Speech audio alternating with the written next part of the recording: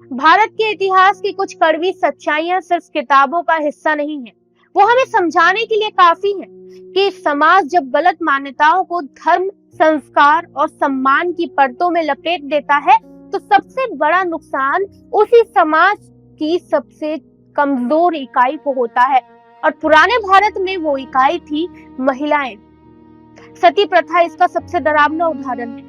कल्पना कीजिए कि पति मर गया है, परिवार में मातम है और उसी घर में लोग बैठकर ये चर्चा कर रहे हैं कि अब विधवा का क्या होगा, क्या वो जिंदगी जिएगी या परिवार की इज्जत बचाने के लिए अपने पति की चिता पर जल जाएगी। ये इतना सामान्य बन गया था कि लोग इसे क्रूरता नहीं बल्कि एक उत्सव की तरह देखते थे। और औरतें अंदर से टूट चुकी अकेली समाज के नियमों में जकड़ी हुई या तो मजबूरी में चुपचाप चिता पर बैठ जाती या लोगों द्वारा बिठा दी जाती थी।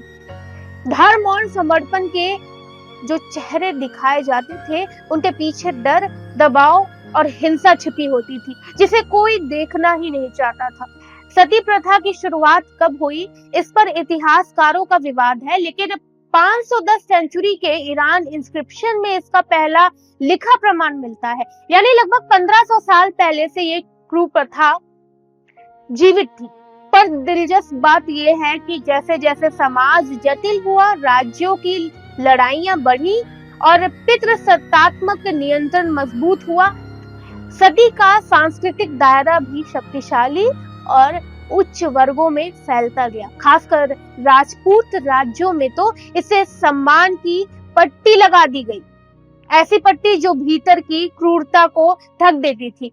युद्ध के समय जब पुरुष मरते, महिलाएं दो विकल्पों के सामने होती, या तो जौहर में सामूहिक आग में कूद जाए या तो दुश्मन सेना के हाथों अपमान झेले। समाज धीरे धीरे इस मजबूरी को वीरता कहने लगा और कहानी को ऐसा मोड़ दिया गया कि भविष्य की पीढ़ियां इसे गर्व से देखें, न कि एक त्रासदी के रूप में। और धार्मिक तर्क, ये भी एक बड़ी दिलचस्प कहानी है। समाज ने देवी सती की कथा को आधार बनाकर कहा कि देखो, देवी सती ने भी खुद को अग्नि में समर्पित कर दिया था। ये शुद्धि है, पवित्रता है, त्याग है। लेकिन असली तथ्य ये है कि देवी सती अपने पति के साथ चिता पर नहीं जली थी। उन्होंने अपने पति के अपमान के विरोध में योग अग्नि से खुद को भस्म कर लिया था। इसका किसी रीति रिवाज से कोई संबंध नहीं था।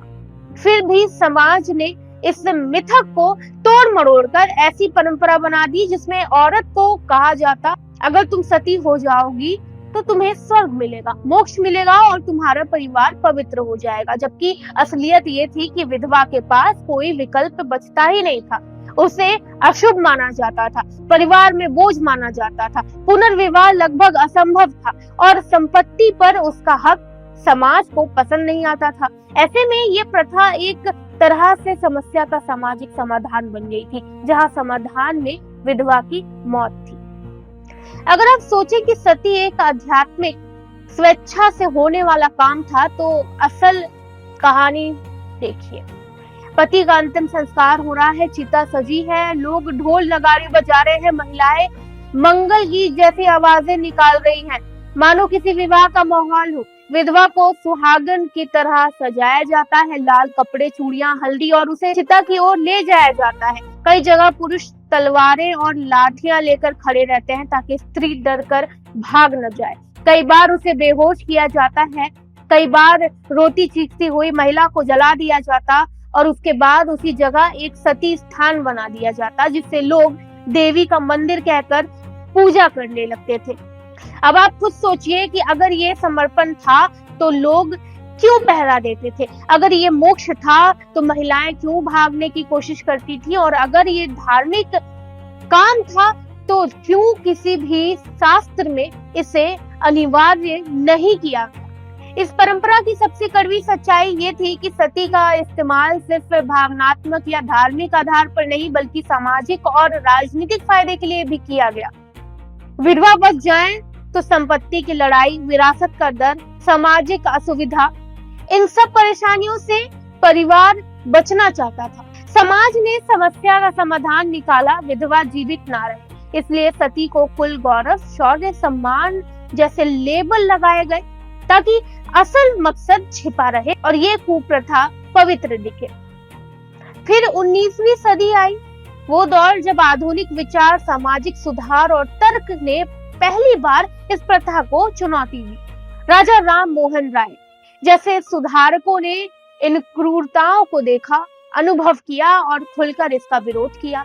राम मोहन राय तो अपनी भाभी को सती होते देख चुके थे और उस घटना ने इन्हें भीतर से तोड़ दिया था। उन्होंने पूरे समाज के सामने ये सवाल खड़ा किया कि एक औरत को जलाकर कौन सा पुण्य मिलता है और कौन सा धर्म बचता है, कौन सी मानवता बचती है।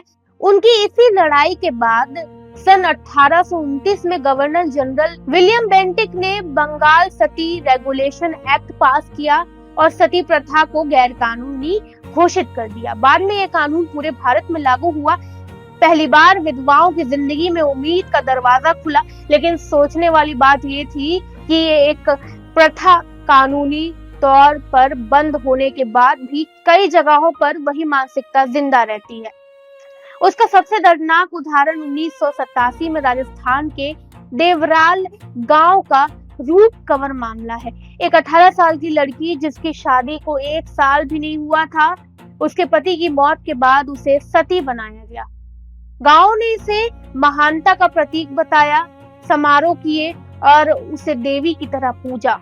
पूरा देश हिल गया। लोकतंत्र के भारत में स्वतंत्रता के 40 साल बाद ऐसी घटना ने सरकार को मजबूर किया सती प्रिवेंशन एक्ट 1987 पास करे, जिसमें सिर्फ सती कराना नहीं, सती का महिमा मंडल करना भी अपराध बन गया।